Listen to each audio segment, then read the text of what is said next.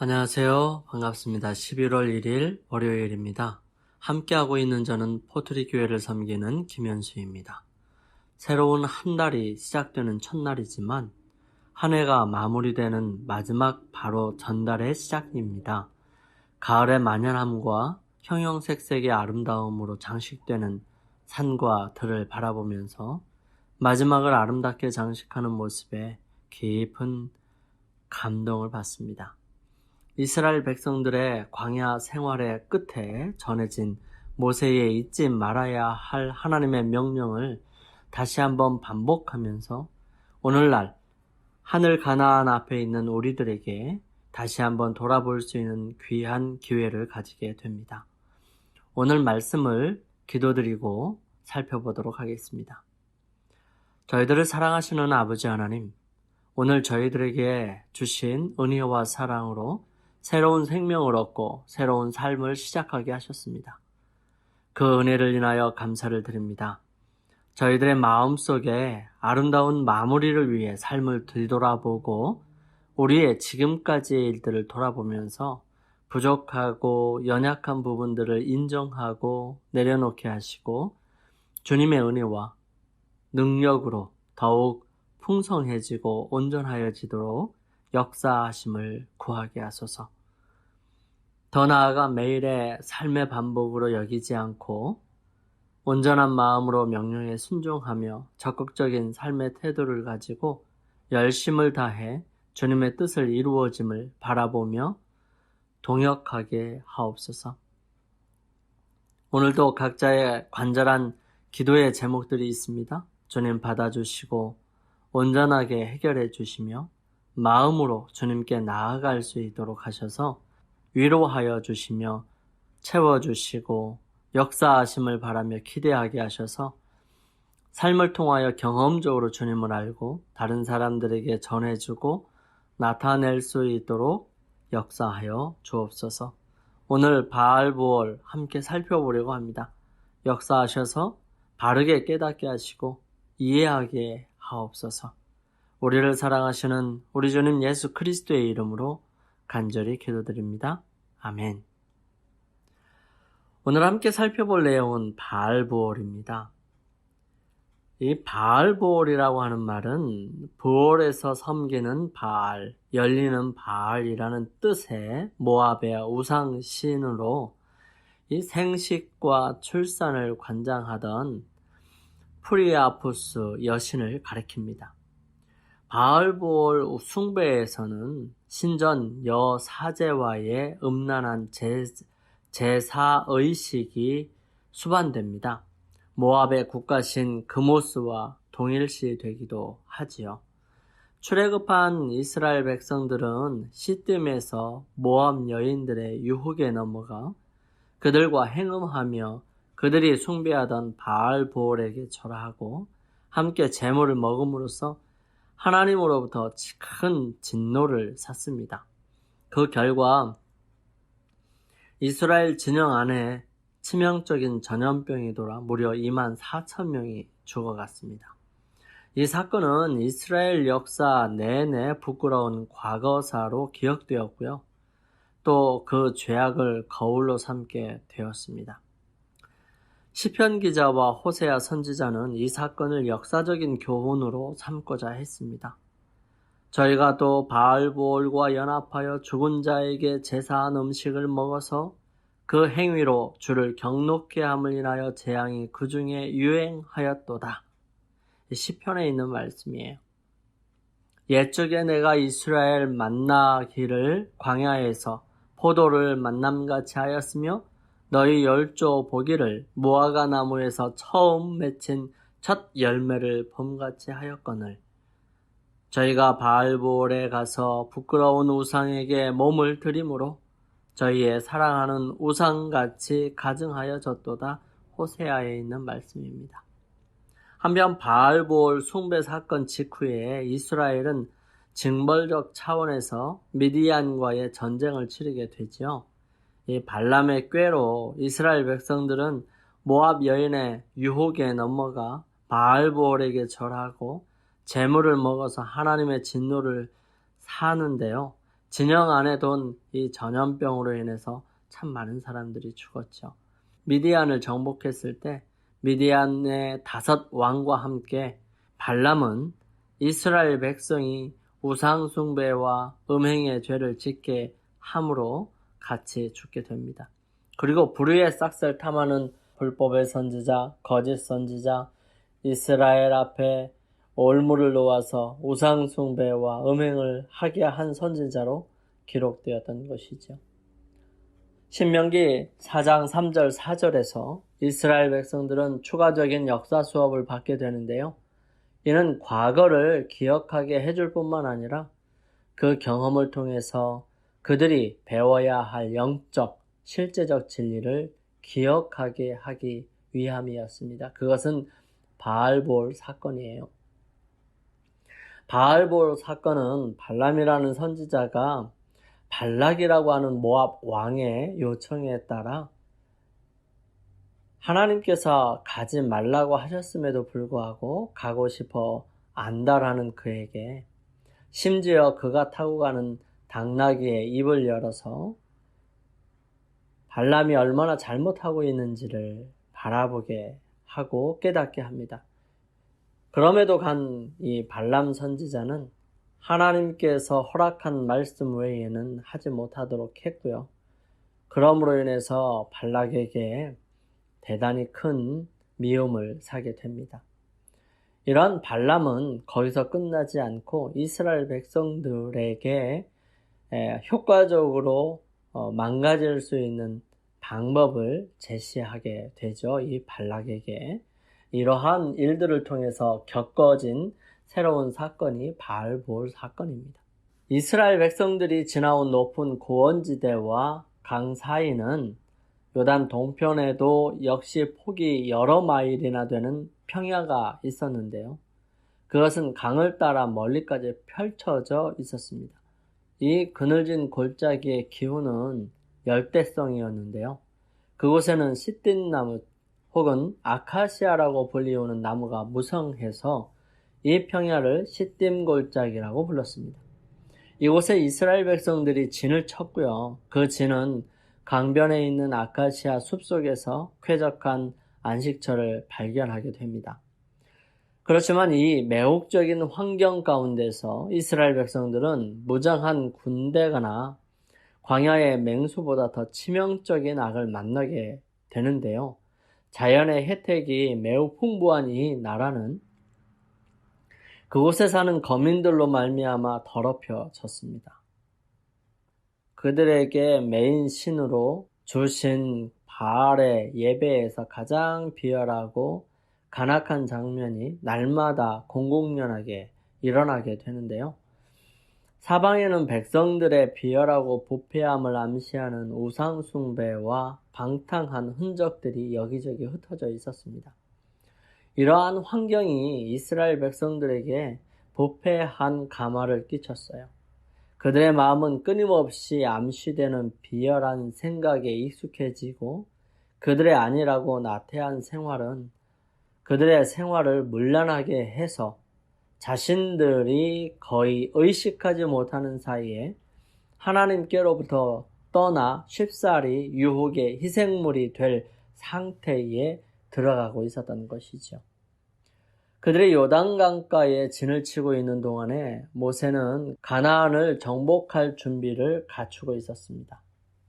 위대한 지도자는 이 일에 전심전력을 다했지요. 그러나 백성들에게는 이 어중간하고 기대하는 시간이 가장 괴로운 때였습니다.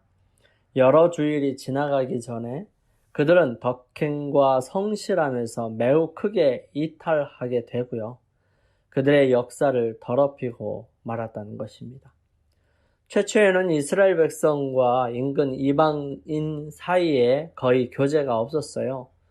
그러나 얼마 지나지 않아서 미디안 여인들이 진 속으로 몰래 숨어 들어오기 시작했습니다. 그 여인들의 출현이 아무런 경계심도 일으키지 않았고요.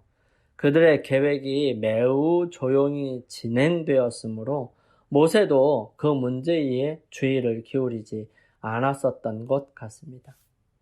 이 여인들의 목적은 히브리인들과 교제해서 그들로 하나님의 율법을 범하게 유혹하고 이교의 의식과 습관에 흥미를 끌게 해서 그들을 우상 숭배에 끌어들이려는 것이었습니다. 이러한 동기가 우정의 두루마기 아래 교묘히 감추어져 있었으므로 그들은 백성의 지도자들에게까지 의심을 받지 않았습니다. 이 발람의 제의에 따라 모압 왕은 그들의 신들을 높이는 대축제일을 정하고요. 발람이 이스라엘 백성들에게 참석을 권유할 수 있도록 그것은 비밀리에 준비되었습니다. 이스라엘 백성들이 발람을 하나님의 선지자로 알고 있었으므로 발람은 자기의 목적을 성취하는 데 거의 어려움이 없었습니다. 많은 백성들이 그와 함께 축제에 참가하게 되지요. 그들은 대담하게도 금지된 곳으로 나아가 사단의 올무에 걸려들게 됩니다. 노래와 춤과 이교의 이 희한한 제사 축제의 아름다움에 현혹되어서 그들은 여호와께 대한 충절을 포기하게 됩니다. 환락과 축연에 가담해서 술을 마시며 방종할 때에 그들의 지각은 몽롱해지고 자제력을 잃고 말게 됩니다. 정욕이 그들을 완전히 지배하게 되죠. 또 음탕한 행위로 말미암아서 양심을 더럽힌 그들은 우상에게 머리를 숙여 절하도록 권유를 받았습니다. 그들은 이교의 제단에 희생제물을 드리고 가장 비루한 의식에 참여하게 됩니다.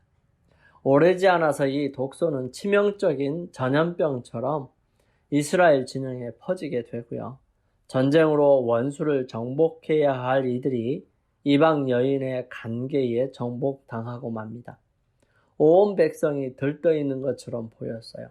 통치자들과 지도자들이 범죄하는 첫 무리에 속해 있었고요. 너무나도 많은 백성이 범죄하여 거족적으로 배도하게 된 것입니다. 이 부분을 민수기 25장 1절부터 15절을 통하여 기록하고 있습니다. 한번 살펴보겠습니다. 이스라엘이 시딤에 머물러 있더니 그 백성이 모압 여인들과 음행하기를 시작하니라.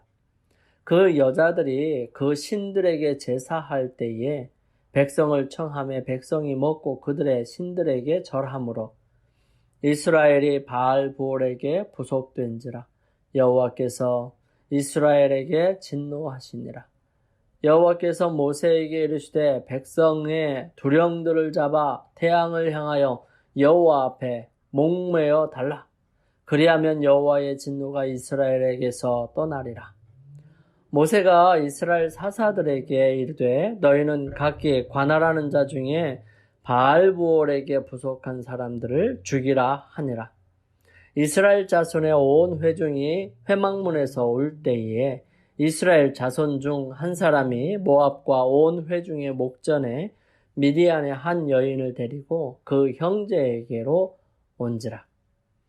제사장 아론의 손자 엘르아살의 아들 비느하스가 보고 회중의 가운데서 일어나 손에 창을 들고 그 이스라엘 남자를 따라 그의 막에 들어가서 이스라엘 남자와 그 여인의 배를 꿰뚫어 두 사람을 죽이니 연병이 이스라엘 자손에게서 그쳤더라.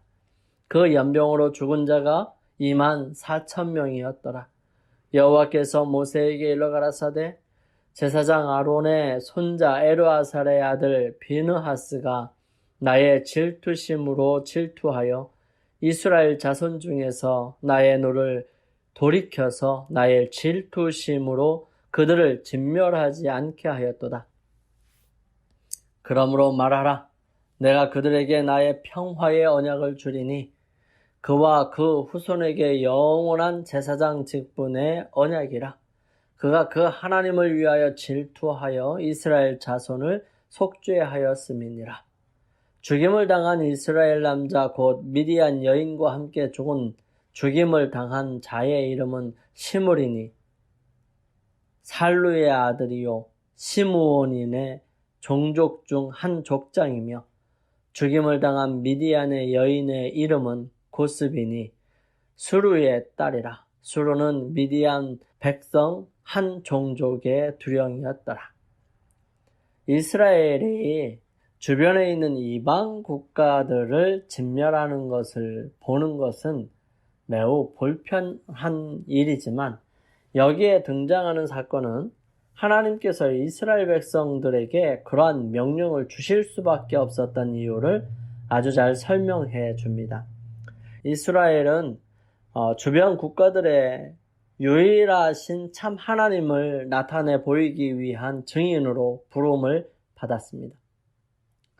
그들은 참되신 하나님께 예배하는 것이 어떤 모습인지를 보여주는 자들이 되어야 했던 것입니다. 하지만 그들은 그들 주변에 있는 이방신들을 가까이 함으로써 그들이 세상에 나타내 보여야 했던 하나님에 대한 노골적인 반역을 보이곤 했죠. 음행하다라는 표현은 이스라엘이 이방신들과 그들의 풍습을 따랐다는 영적인 의미를 나타내곤 했는데요.